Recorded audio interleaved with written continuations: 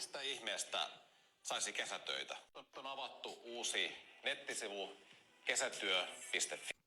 Totta kai. Sinäpä se Martti oivalsit, että kesätyöttömyys ratkaistaan jollain helvetin puolen pennin nettisivuilla. Tässä se olennainen tulee taas kertaalleen esiin, että hallituksella ei ole tarjota nuorille työnhakijoille yhtään mitään. Ja että ei ihme, että me ollaan tässä jamassa, jos meidän asioista päättävät ihmiset on näin astronomisen kassalla. Ei kyse ole, eikä missään vaiheessa ollut siitä, että ei ollut keinoja hakea, vaan että ei ole töitä, joita hakea.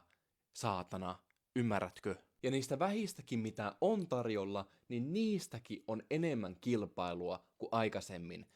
Siis Herran Jumala, lääkikseenkin on tällä hetkellä helpompi päästä kuin Lidliin kesätöihin. Viime vuonna ihan sama juttu, kun hallituksen yhdeltä ministeriltä kysyttiin, että kun töitä ei ole, niin mitä pitäisi kesällä pärjätä, niin se vastasi, että jatkat vaan töiden hakemista. Herra Jumala, pitääkö hallitus nuoria näin vitun tyhmänä, että heille pitää rakentaa joku nettisivu, että se on siitä kiinni, että he ei vaan osaa hakea töitä.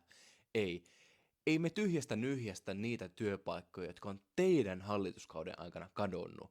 Niitä yrityksiä, jotka on teidän hallituskauden aikana mennyt konkurssiin yksi toisen jälkeen. Siis työministeri puhuu nuorille suut silmät täyteen paskaa aivan pokkana. Taivas varjele, mitä ylimielisyyttä. Mä oon todella kiitollinen, että mun oma työtilanne on näinä aikoina hyvä, koska se ei todellakaan ole mikään itsestäänselvyys. Ja toivotan jokaiselle nuorelle sydämeni pohjasta aivan vilpittömästi onnea ja menestystä tulevan kesään, koska siitä ei tule todellakaan helppo, kun töitä ei ole ja tukia on leikattu. Mutta nämäkään ajat ei kestä ikuisesti.